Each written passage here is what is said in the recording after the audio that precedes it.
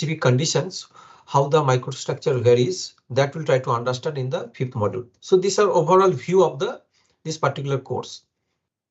But till now, we have completely covered up these first 2 modules. So therefore, our discussion will be restricted to in the first 2 modules. So first 2 modules covers is the subtopics related to the first module, the introduction to the phase diagram, equilibrium conditions, how to achieve single component system, then binary solution also. After that, we'll try to discuss the equilibrium of the heterogeneous system, how to construct the binary phase diagram, and what is the role of the interface when it is created during the nucleation process. And to some extent, that what are the kinetics of the phase transformation depends on the which thermodynamic parameters. And finally, we'll try to do some kind of the simulation or demonstration with an example to understand the basic solidification processes based on the thermodynamic principles. The next module, principle of the solidification, here also we'll try to discuss on the nucleation in the pure metals, growth of the pure metals, and then how solidification occurs for alloy and eutectic solidification, simulation of the nucleation growth usually occurs associated with this in this particular module. So these are the basic coverage, and solidification in casting. I think at this moment this module is going on running, so I'll not discuss at this moment. Maybe next live interaction I'll try to discuss the solidification in casting in this particular module. I think not having any questions related to the raise for the live interaction question. But anyway, I think you need to go through this particular references book if you understand the course in the better way. This is the very, if you see the editions and all these things, it seems it's a very old process, that means well established process, because all the books edited is 2016, other than it's all the books are the very old book, in the sense that it was published on 1975, 2003, in that in this particular year. So it means that lots of development is actually already done in this particular course. And if you understand the fundamentals of the solidification processes, then you should go through all these references books. But I can say the first reference book is very important to understand the thermodynamic principle, phase transformation in metal and alloy system.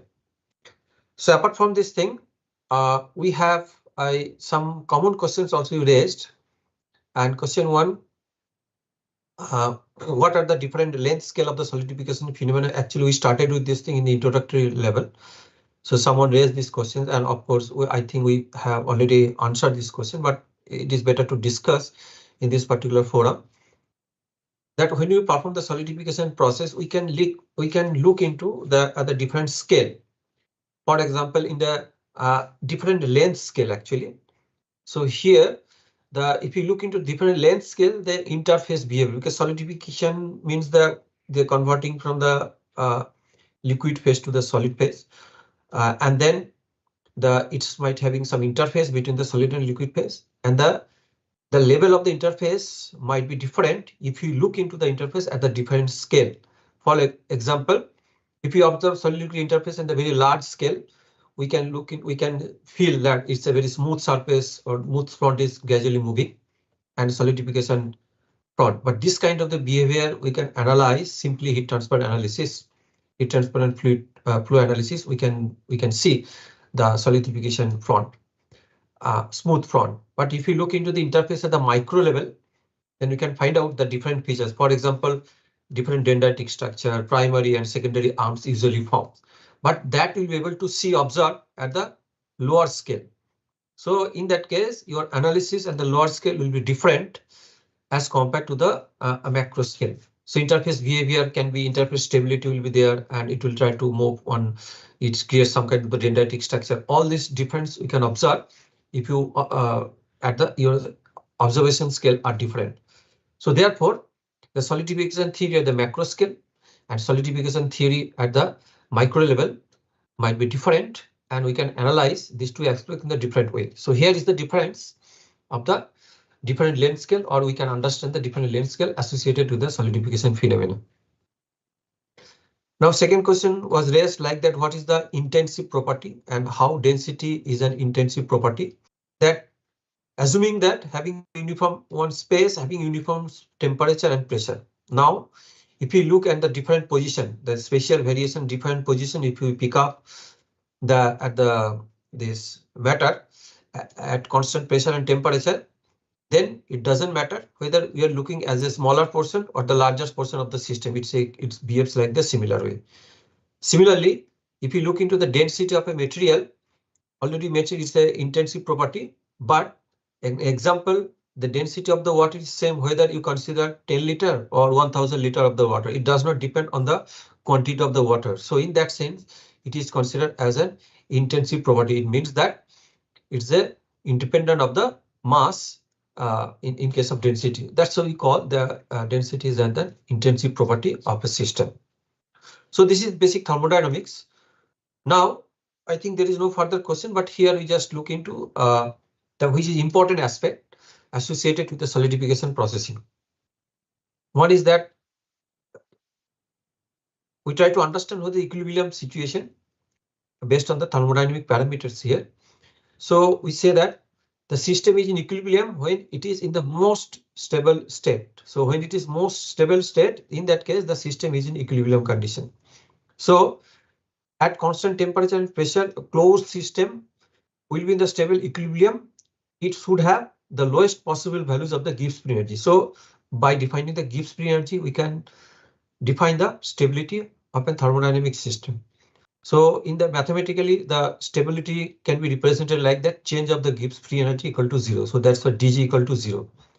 And we know that the expression for the Gibbs free energy g equal to h minus ts. So g equal to dh minus tds, keeping temperature as a constant over the small incremental length of over the small increment of the ds or dh. So t is constant here. So therefore, highest stability we try to, that means try to minimize the values of the dg close to 0. So that is possible if dh is the lower side. So it means that compromise between the lower amount of the enthalpy and high amount of the entropy. So one system is having low enthalpy and high entropy, one particular temperature, then that system is basically close to the reaches close to the equilibrium conditions. So further we can discuss on this equilibrium situation, that it means that at very low temperature, the solid phases are the most stable. We can see the stable phase because they are having the strongest atomic bonding in case of the solid phase. So when there is the strongest atomic bonding is there, it means that the lowest amount of the internal energy, that means the lowest amount of the internal energy is basically equivalent amount of the enthalpy is the lower side. So in that case, the solid phase are most stable phase. Even but if at high temperature, then in that case, temperature high, in this case, Ts term actually dominates. Liquid and gas exist relatively at the higher temperature as compared to the solid phase. So in that case, at high temperature, since Ts term dominates, so we can say that liquid and gas becomes more stable at relatively high temperature with respect to the solid phase. Now, if there is a change of the pressure are considered, in that case, the phases with the small volumes, they are actually reach more favorably at the equilibrium at relatively high pressure. So definitely the pressure in this case, in this expression, what we discussed, we consider as a constant pressure. So, but if there is a change of the pressure at high pressures, the phases with the small volume, that becomes try to reach the equilibrium state as compared to the higher volume phases.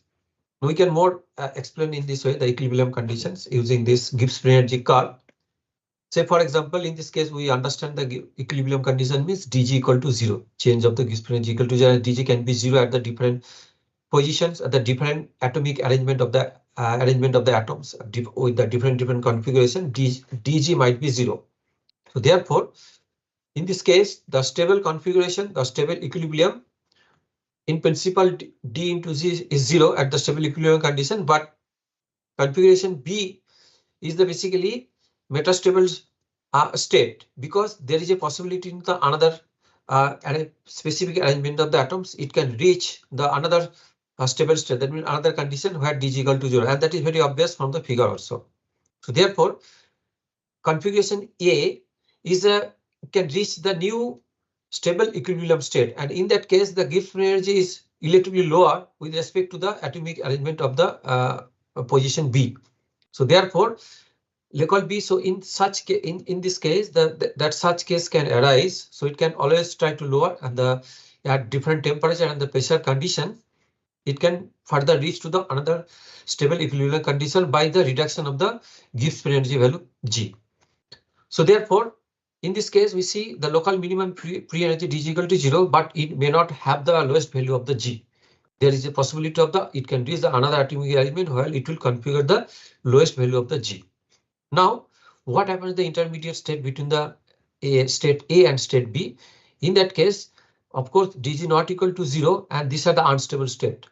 And in that case, there is a further thermal fluctuations occurs, and the atoms arrange in an intermediate state, but it is not in the stable phase. So therefore, again, it will try to rearrange just to configure the minimum value of the Gibbs free energy pressure condition. So I mean to say that you can see the equilibrium conditions.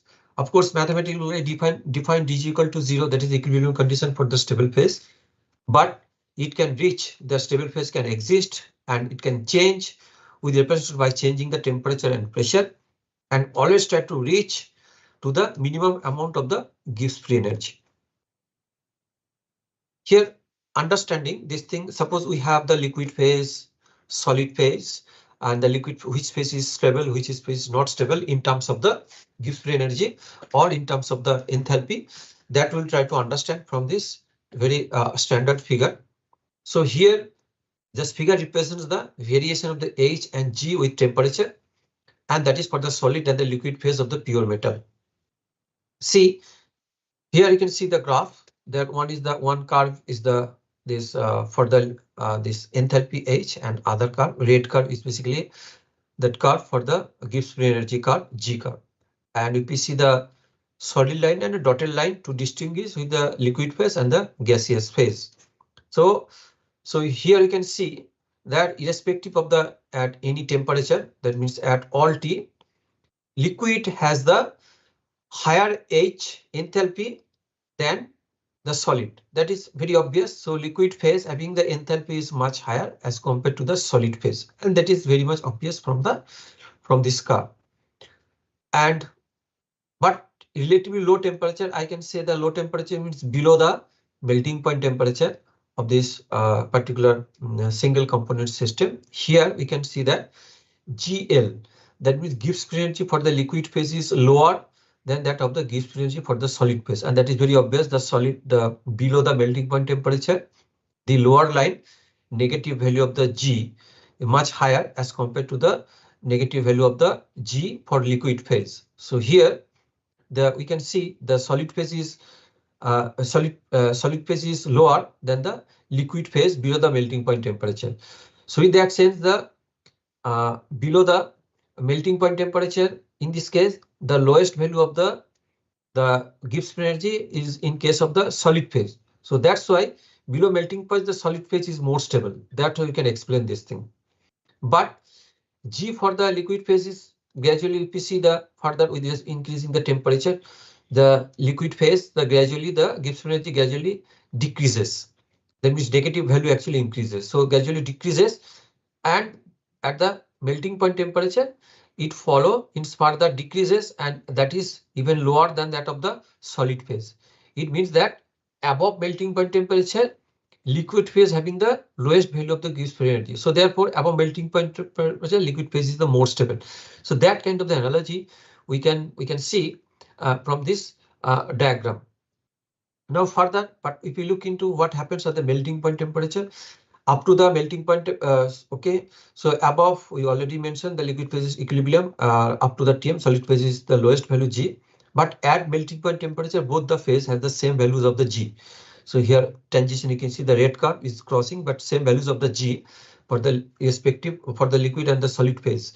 So therefore both the phases exist in equilibrium at this particular temperature. Now this is between the two different phases, liquid phase and the solid phase. that when the transition temperature, that means liquid to solid or other way, or melting point temperature in this case, there the Gibbs free energy is actually same in these cases. Now we can utilize this thing further also to understand we can see that high temperature, the free energy of the gas phase, also even for the assuming the atmospheric pressure, even becomes lower than that of the liquid. It means that at this particular temperature, gaseous phase is more stable as compared to the solid or liquid phase. And similarly, if the solid phase can exist in the different crystal structure, for example, the allotropic or polymorphic form, so free energy curves will be different. In this case, solid phase is there, but having two different crystal structure. In that sense, we can consider these are the two different phases, and that can exist also. So in that case, this Gibbs free energy curve will be different. But definitely, when free energy curve are the two different phases, they can intersect at a particular temperature. In that case, they indicates that the equilibrium temperature for the allotropic transformation. That means one phase to another phase. When transformation occurs, one particular temperature, one phase to another phase. At this point, definitely the Gibbs free energy will be the same, and this may happen the two different phases also, or you can say two different solid phases also. So here an example we can see that at atmospheric pressure, the iron has BCC ferrite below 910 degrees centigrade. That means below 910 degrees centigrade BCC ferrite, if you consider this as one phase, solid phase, but it is more stable phase. But above 910 degrees centigrade, the FCC austenite phase, this is more stable phase in this case. So therefore, transition temperature 910 degrees centigrade, both the phases, they can exist in the equilibrium condition. So this is the interpretation of that equilibrium condition associated with the Gibbs free energy. Now, the other part we'll try to discuss, that is the nucleation. That is one of the most that is more important associated with the solidification process. So nucleation is basically new phase form, which is having the different physical and chemical characteristics and the different structure with respect to the parent phase.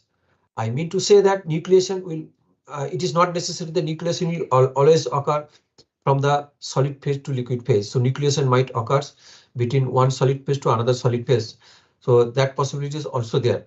But in this case, we are assuming the nucleation means, in this case, we are assuming that it's a from liquid phase to solid phase transformation, how it happens.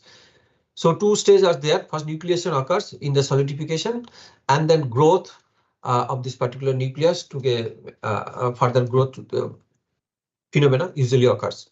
Now, nucleation, what we can explain the nucleation process is the appearance of the very small particles of the nuclei, and that is of course in the new phase. Now, this new phase, but in this case, nucleation theory says that there might be having the minimum amount of the energy is required or minimum critical size exists, that we consider as a nucleation process. We'll see that, but nucleation might occur at the homogeneous nucleation and heterogeneous nucleation process. Homogeneous nucleation, so in that cases, nuclei of the new phase with uniformly throughout the parent phase occurs, and the driving force in case of the homogeneous nucleus is different. So degree of underpulling is the main driving force to start the nuclei, or to start the new phase. And heterogeneous, it's a nucleus is actually occurs the presence of any kind of the foreign particles. So based on that, the nucleation starts this particular with the aid of the foreign particles, and in that case, the structure is actually it's a inhomogeneity exists in this case. So therefore, it's the homogeneous nucleation process and heterogeneous nucleation process. Two types of the nucleation process usually occurs associated with the solidification processing. Now here you can better understand how it occurs. So during solidification, the atomic arrangement changes from a random order to a short range or long range order, or it finally creates some kind of the crystal structure. So here nucleation occurs. Small nucleus start to beginning from the liquid phase, and then keep on adding the atoms. This particular phase converted from liquid phase to the solid phase, and when it is accumulating this thing, and when it creates some kind of the critical size, then it appears in the form of a nucleus. So it means that it is must be having some amount of the critical size.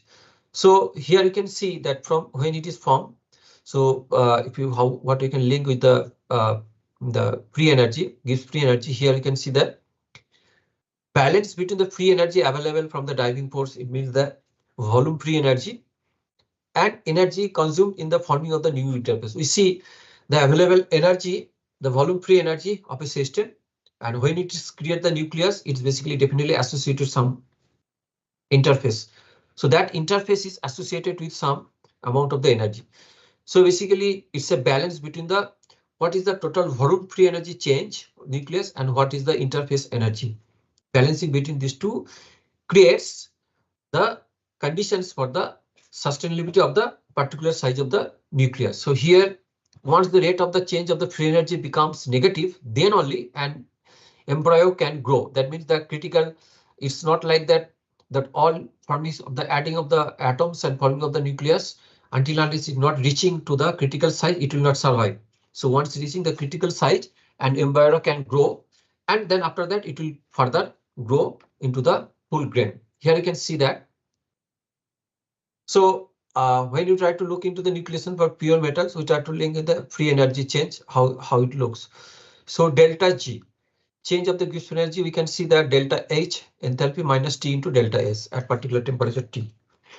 Now we can see that at equilibrium temperature Tm, the free energies of the solid and liquids are equal. So in that case, change of the free energy will be 0, delta G equal to 0. And we can more obvious from the graph also, we can see the graphically, we can see that this line, one line, that Gs, the Gibbs energy for the solid phase, which is higher above the melting point temperature, but which is lower below the melting point temperature. Similarly, for the Gibbs energy curve, for the GL, for the liquid phase, below the melting point temperature, it is higher, but above the melting temperature, it is lower. So we can see that but Gibbs energy change between these two phase, liquid and solid phase, at any point, at any particular temperature T that can be measured is the delta G. That is difference between the solid and the liquid phase. And but it is the in particular temperature which is below the melting point temperature, and this temperature with reference to the melting point temperature, this gap is known as is the delta T. So degree of undercooling actually in this particular case. Now, if we assume the delta G equal to 0, seems that the equilibrium exists at melting point temperature, and this delta T is very close to the melting point temperature. So delta G equal to 0, we can see that delta G equal to delta H minus T equal to Tm into delta S equal to 0. From here, you can say that at T equal to Tm, melting point temperature, delta S equal to delta H by Tm. So delta is equivalent to the latent heat, so L by Tm. So if you consider L by Tm at melting point temperature, delta S, which is known as the entropy of fusion, and put this value delta S here. So delta H equal to L minus T into delta S L by Tm. So L into Tm minus T by Tm. So it is approximately equal to L into delta T. Delta T is basically Tm minus T. So T is the lower than the melting point temperature. So and Tm. So here delta T is basically indicating the degree of undercooling. So in case of the this degree of undercooling having the play or driving force for the homogeneous main driving force for the homogeneous nucleation process during solidification processing. Now here you can see that similar we can calculate the free energy change, volume free energy change. If you see delta GV, it's a volume free energy change. LV delta T by Tm, it depends on latent heat, degree of undercooling, and melting point temperature. So absolute value of we can calculate the what is the total value, the Gibbs absolute values of the Gibbs free energy when completely. Suppose there is a formation of the solid phase, small solid phase, and when formation of the solid phase, when liquid phase to convert it to the solid phase, small part of it, then solid phase, the free energy, we can calculate absolute values of Gibbs free energy here. It is associated with the liquid phase, solid phase, volume free energy, plus some interface. So gamma S L the surface free energy associated creating of the surface between the liquid and the solid. So that surface free energy is counted. So now we can change, we can calculate the what is the delta G between these two phases. We can calculate that Vs into that difference between volume free energy, Gibbs free energy for solid phase minus Gibbs energy for the liquid phase. Now Gibbs energy for the solid phase and the Gibbs energy for the liquid phase. is basically the difference between these two as the negative quantity, and that is obvious from the free energy curve. So if it is negative, that's why we put the minus of Vs in delta Gb. Delta Gb is basically the difference of the Gibbs free energy plus this surface free energy. Now we can see change of the Gibbs free energy. Free energy is basically one is the volume free energy, for the volume because of the volume of the new particles, the forms. Another is the creating the surface. So in this case, we can see when R is this particular size is R. So R is larger than the R star, some critical value. So therefore, an increase in the R basically decreases through the delta G, and it becomes more stable in that case. So, but if the size of the R is less than R star critical value, then it is not stable. That nucleus may not survive to form. It's a very distinguished way we can see that if you consider the volume free energy, and this is the always this thing is a negative, and the surface free energy, it is gradually increasing. One is decreasing, another is increasing. Combining these two, effective values of the delta G equal to is the intermediate phase. We can see gradually it is increasing, this is the peak value, and then gradually decreasing. This is the delta G, and we can see it is varying with respect to size of the R, that in this case. So here we can see that the R star, when the optimum point, the maximum values of the delta G reaches, combining these to one positive interfacial energy and negative volume free energy, these two, it creates some kind of the critical values of the R star where it is becomes the optimum value. So here this particular on this curve, so that condition situation required, that is the delta G star, the energy very required for the homogeneous nucleation process. So how we can find out this particular point? If we perform the delta G first derivative with respect to R, here you can see that d delta G by d are equal to 0, and from there we can reach this expression. We can calculate the values of the R star, the critical value, and delta G star corresponding, and you can see all the is a function of the surface free energy, the volume free energy, and degree of undercooling, depend on melting point temperature also. That expression we can reach, but we need to understand that if it is a heterogeneous nucleation process, then the nucleation starts. If here see the liquid medium is there, nucleating agent is there, and when nucleus form, it becomes solid. So three different medium. So surface tension force between these three medium will be different values. Now, if we construct the similar, we can calculate what is the total free energy change in case of the heterogeneous nucleation process. We see we will get the similar expression, delta G heterogeneous change. It's this under the second bracket. It's the same as the homogeneous nucleation process multiplied by the shape factor S theta. This is coming because of the particular shape of the between the solid and nucleus. Because when homogeneous nucleation process, we are assuming the complete spherical shape of the nucleus, but here it is a part of the sphere because nucleation starts from the pre-existing agent. It starts from this thing. So therefore, it might be having some angle theta, and that's why if we assume this theta, so S theta can form. If S theta equal to 1 exactly, then it is basically equivalent to the Gibbs free energy change associated with the homogeneous nucleation process. Now, S theta value of the is always less than 1. So in that sense, we can say the total amount of the free energy change in heterogeneous nucleation will always be less than that of the homogeneous nucleation process.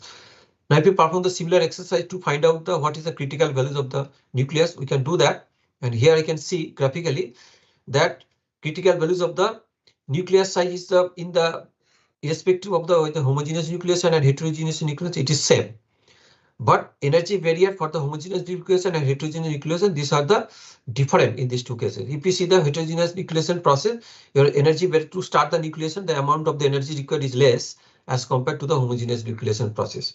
So here, if you see the maximum of the homogeneous nucleation process, and that is the heterogeneous nucleation process, and this is correspond to critical values of the R star.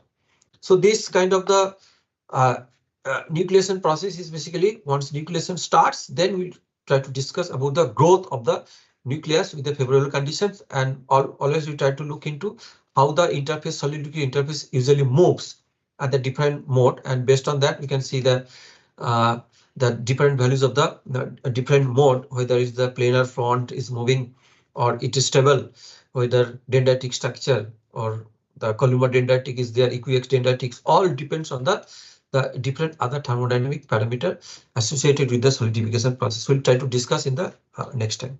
And that's all for today. Thank you very much for your kind attention. Now I'll try to come back to this thing with the discussion if we have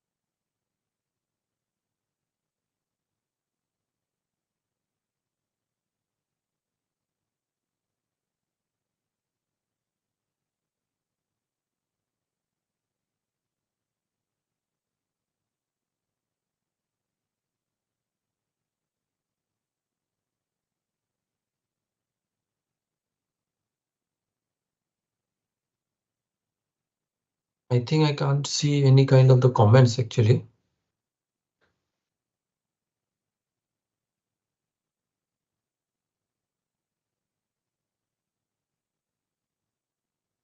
Okay, then I can leave, I think.